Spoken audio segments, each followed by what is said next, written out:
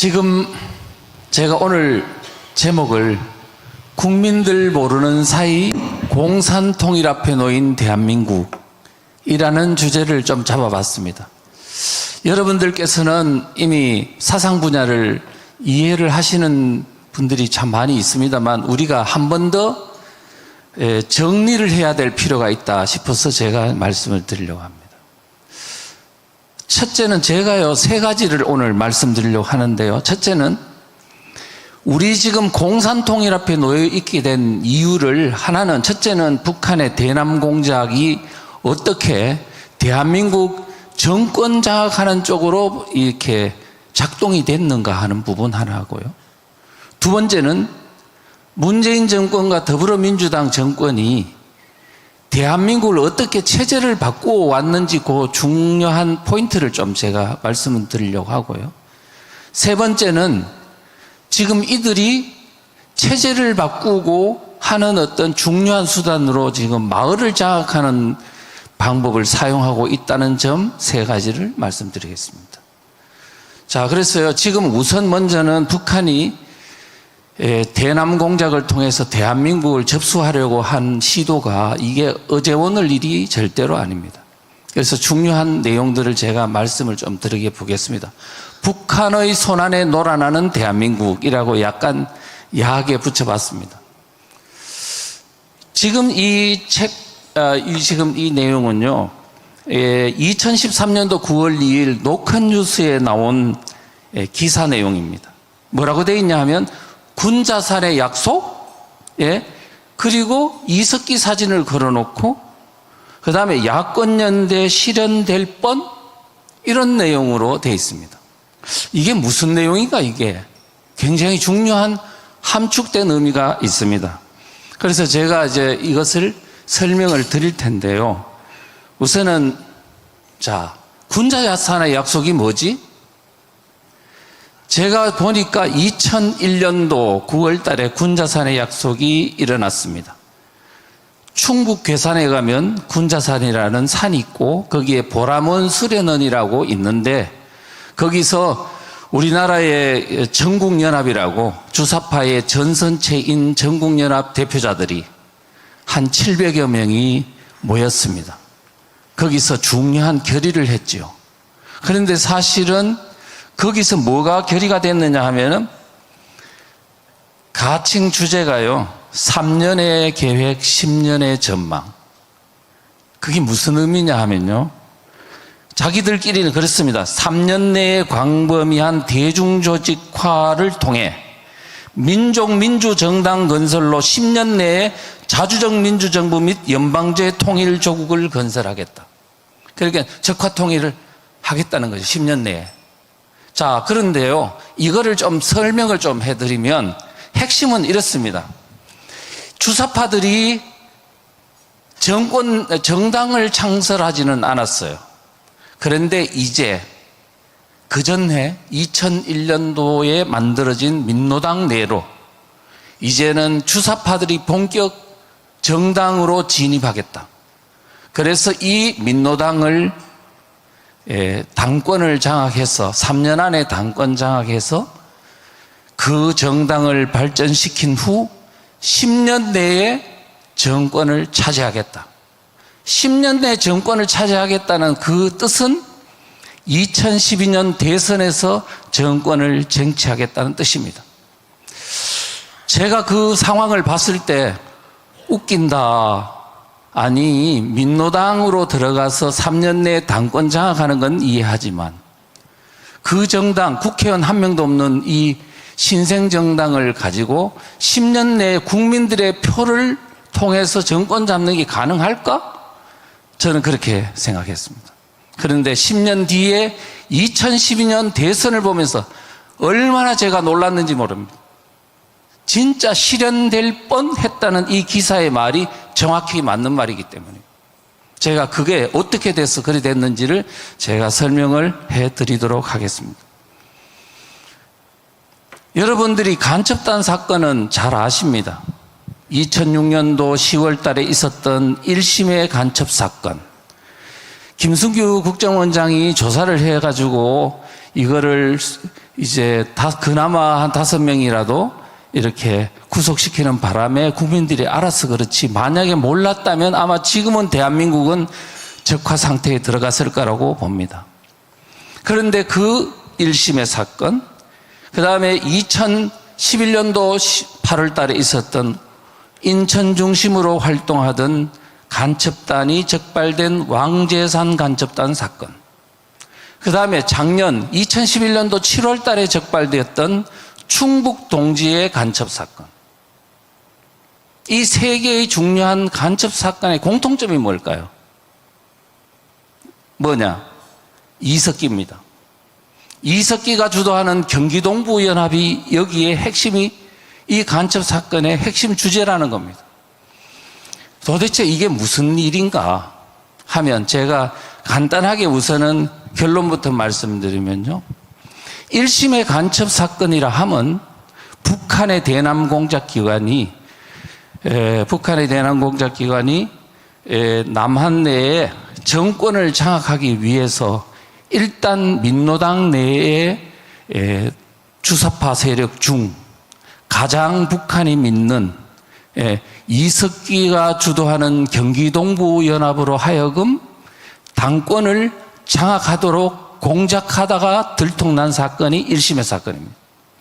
자, 그러면 민노당 내에 있는 당권을 장악하는 것은 이미 2003년, 그래서 딱 3년 뒤부터 그 다음 2006년도에 이르기까지 이미 완벽하게 이석기 경기동부연합이 당권을 장악했습니다.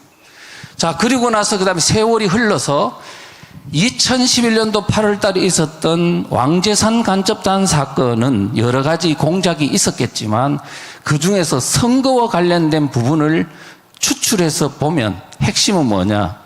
이석기로 하여금 문재인 정권과 이제 공동정부를 구성하는 겁니다. 당권 장악하는 걸 넘어 정권을 장악하는 것이 2011년도 8월 달에 들통난 왕재산 간첩단 사건이라고. 자, 그러면요, 작년에 적발된 충북 동지의 핵심은 또 뭐냐?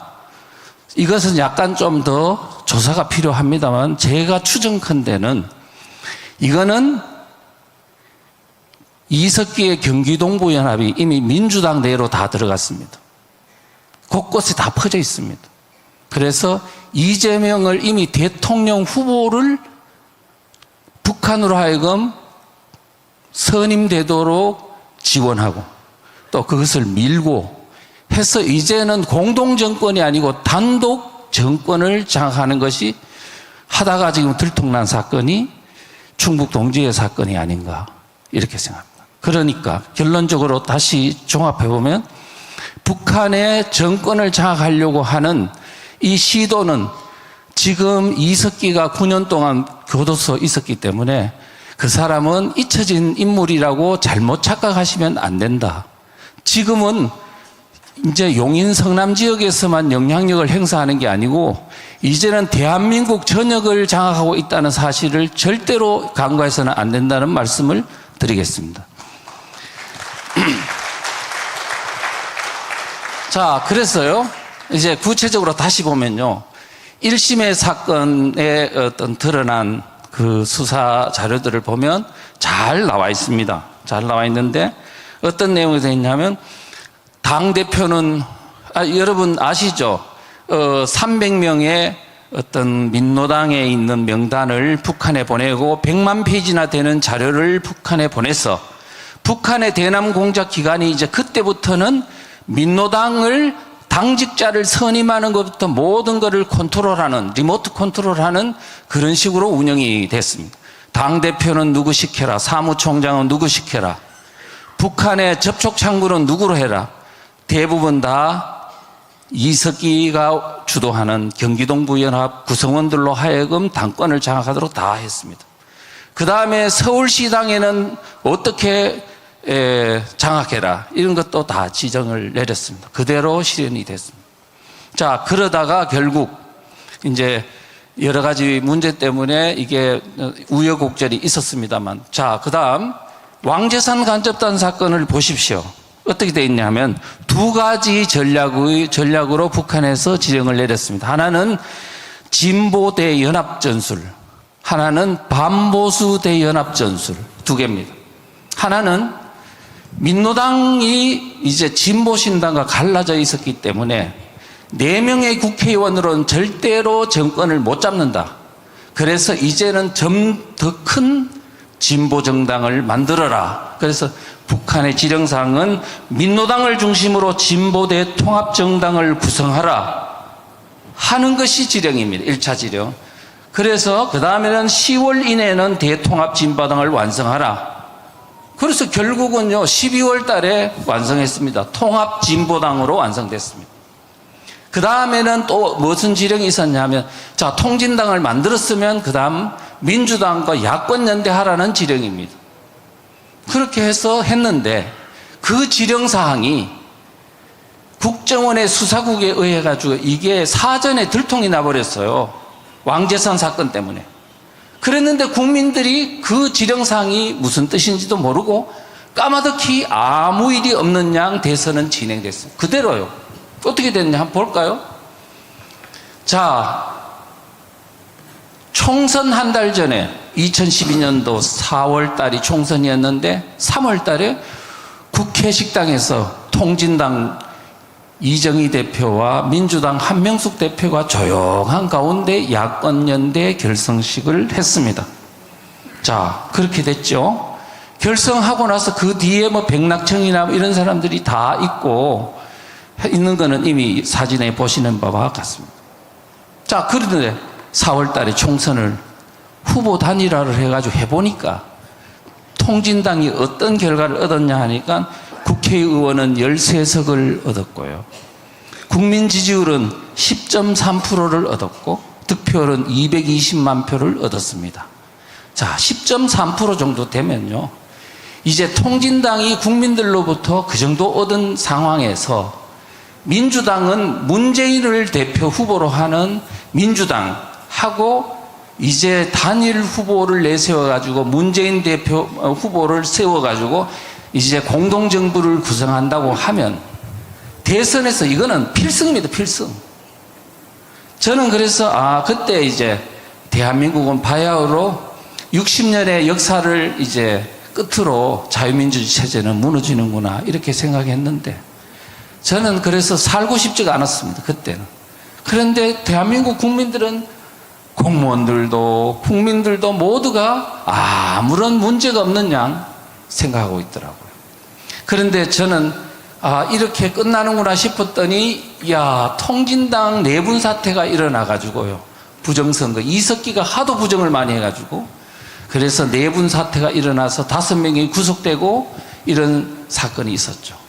그래서 이제 언론에서 그 내부를 이제 보도하고 한 2, 3개월 하다 보니까 국민들이 그제서야 깨달아가지고 이거 뭐야?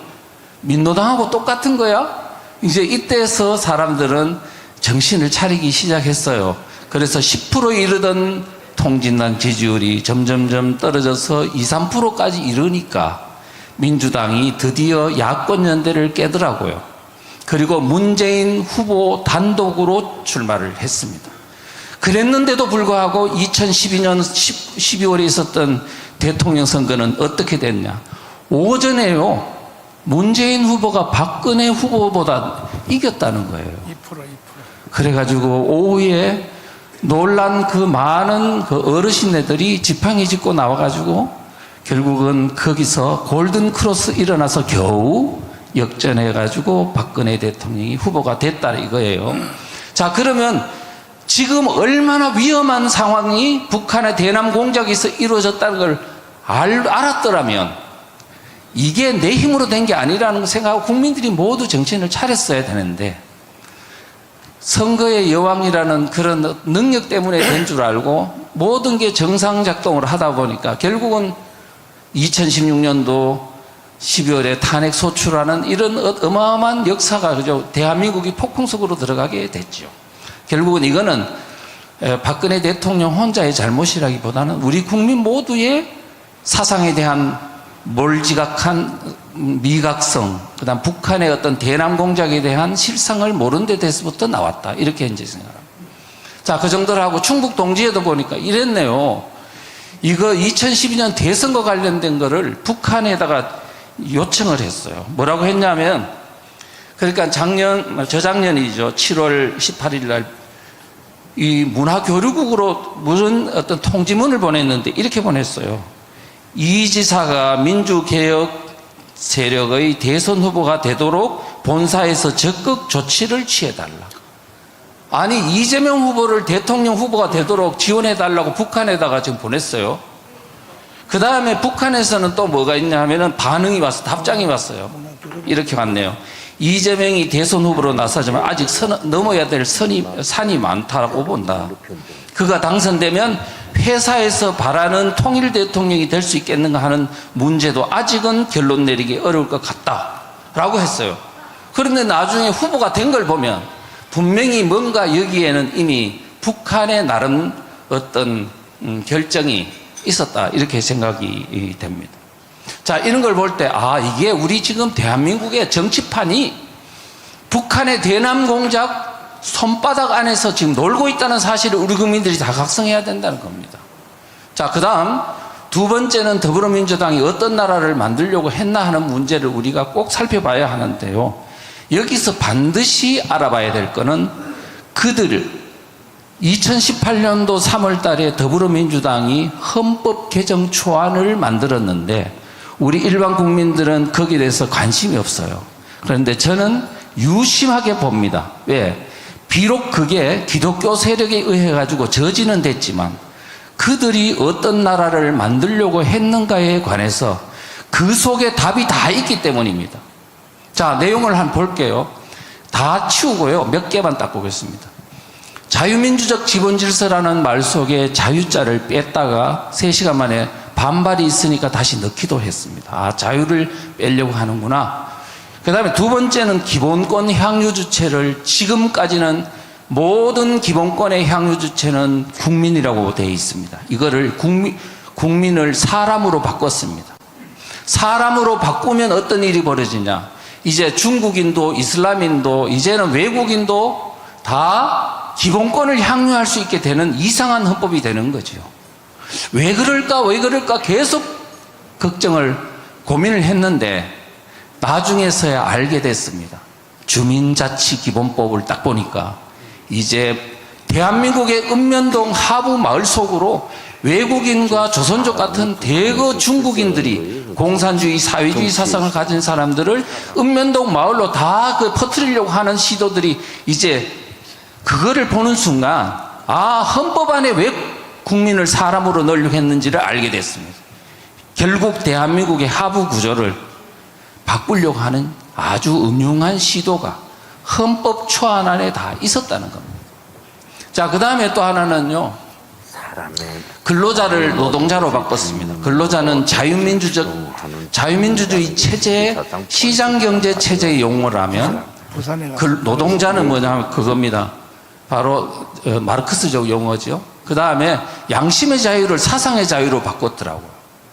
사상의 자유로 바꾸면 뭐 어떻게 되냐? 결국은 국가보안법은 없어지고 공산주의, 사회주의, 주체 사상을 마음껏 조직하고 활동하고 선전하는 자유가 헌법상 권리로 보장이 되는 거죠. 그러면 대한민국은 끝나는 거죠, 사상적으로. 이와 같이 자유민주주의 체제를 해체하려고 하는 시도들이 그들의 헌법 초안 안에 다 있었는데 우리 국민들은 까마득히 모르고 관심이 없었다는 겁니다. 자, 그러면 이재명 문제를 한번 볼게요. 왜 봐야 되느냐? 문재인 정권은 가고 이제 이재명 시대가 열리고 하기 때문에 이 사람에 대한 것도 봐야 한다. 만약 지난번엔 이재명 대통령이 당선되었으면 어떤 일이 벌어지냐? 저는 봤습니다. 자유민주주의 대한민국은 소멸의 길로 끝날 거라고 봤는데요. 사실은 왜 그러냐 하면 이유가 있습니다. 이미 민주당 내에 통진당 세력이 너무 많이 들어가 있다는 건 이미 언론상으로도 여러 가지 민주당 당 게시판에도 나와 있습니다. 어떻게 나와 있냐? 지금 내용을 보시면요. 이번 경선 결과에 따라 민주당을 지킬 수 있을지 아니면 저 미친 통진당 세력에게 통째로 빼앗길지 결정될 것으로 보이는 무렵 이미 당 내부 사람들은 알고 있다는 거예요. 그런데 지금 이제 통진당 세력과 이재명과의 관계 문제인데요. 이미 그 당원 게시판에 보니까 그 관계가 어제 오늘 일이 아니고 언제로부터 올라가느냐 하니까 90년도 초반에 한 총련 만들어질 때 용인 성남 지역의 용성 총련 때 이재명이가 그 용성 총련의 변호사를 했다는 거예요. 자, 그리고 2010년도 여러분 아시다시피 이미 민노당에 있는 김미희가 사퇴를 하고 이재명과 야권 연대를 했거든요. 그래서 이재명 시장이 출범할 때 인수위원장으로 가고 그 밑에 경기동부연합이 쫙 깔려가지고 이미 성남시장은 그들과 한 몸이 되었다는 평가들이 이미 곳곳에서 다 나오고 있는 상황 아닙니까?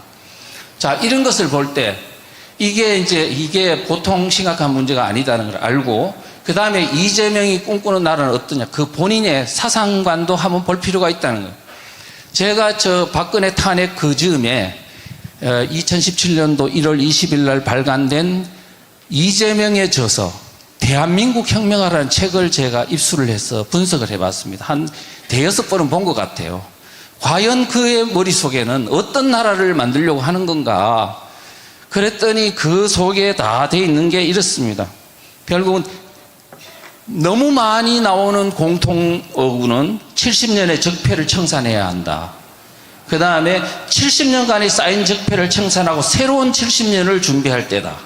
또 70년 만에 대청산과 대전환을 완료하고 새로운 대한민국 진정한 민주공화국을 완성하자.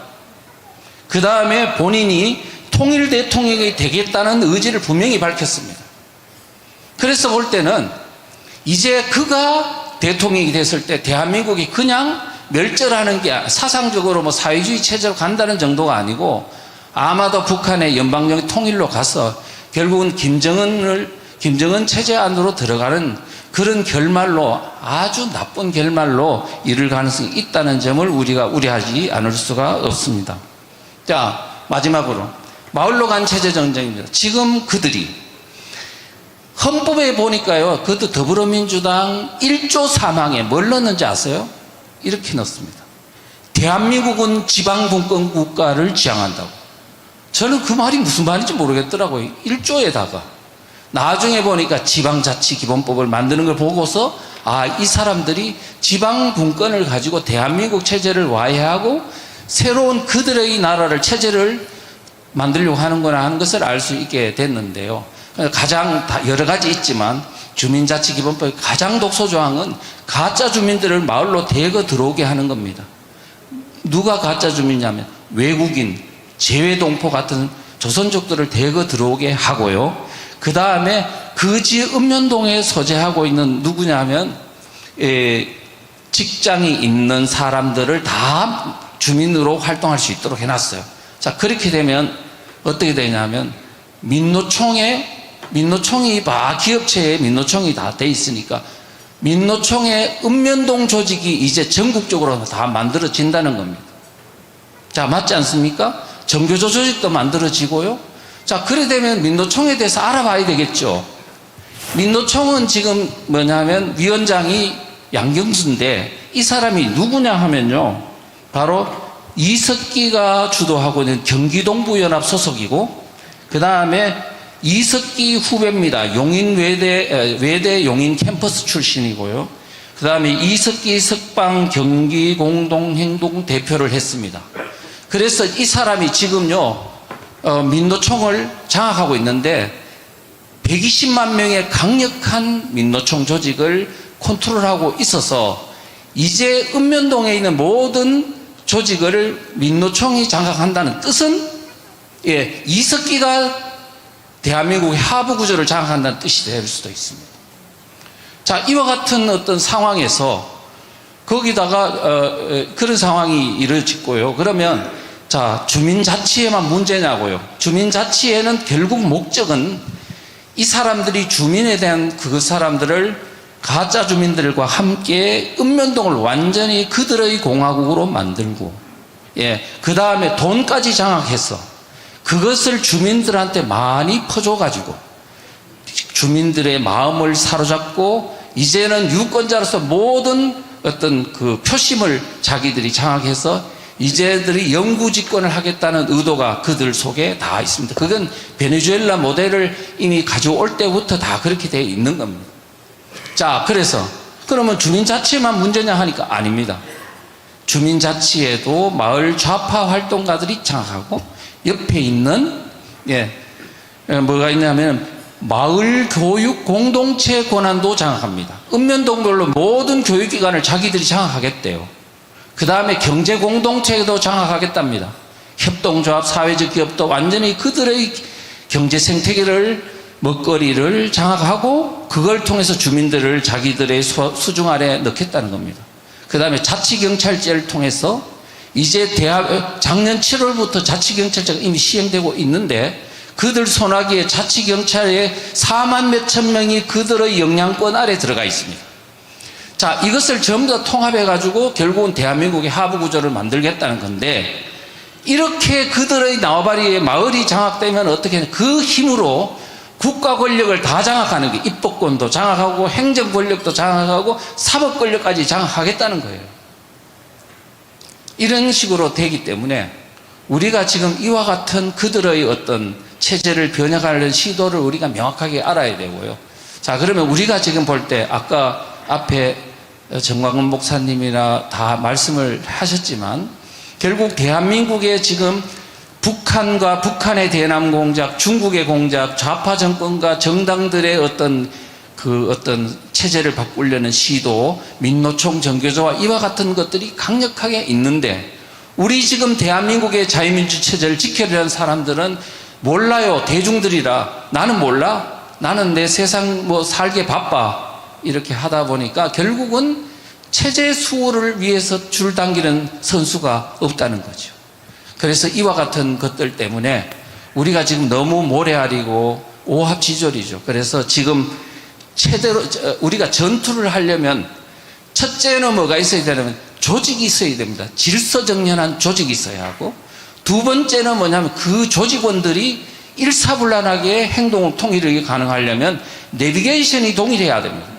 그러려면 뭐가 있어야 되나, 동일한 교범이 있어야 하고, 그 다음에는 뭐냐면 그것을 교범을 자기화시키는, 구성원들에게 교육시키는 그런 어떤 교육훈련이 필수적으로 병행이 돼야 된다, 이런 말씀을 드립니다. 그래서 지금 특히 3,491개 읍면동에 좌파 조직이 점점 만들어지고 마을을 장악하려는 그러한 시도에 대응하기 위해서 정광훈 목사님이 지금 만드시는 천만 조직이 결국은 장차는 이제 목사님께서 말씀하시기를 지금 읍면동 조직을 다 만들어가지고 그들과 대응 태세를 갖추고 정말 일사불란한 전투 태세를 갖추도록 하시겠다고 말씀하셨기 때문에 우리가 지금 이 운동이 단순한 서명으로 끝나는 게 아니고 대한민국을 체제를 수호하는 그런 동력으로 활용이 돼야 지금 이 어려운 대한민국을 살릴 수 있다, 이렇게 생각합니다. 감사합니다.